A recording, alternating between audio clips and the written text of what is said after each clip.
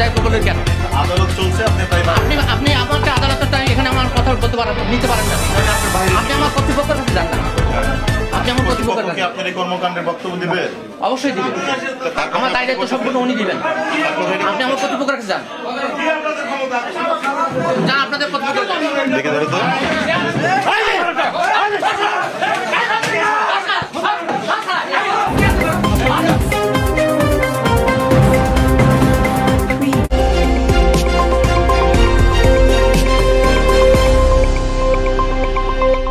Audio Jungle.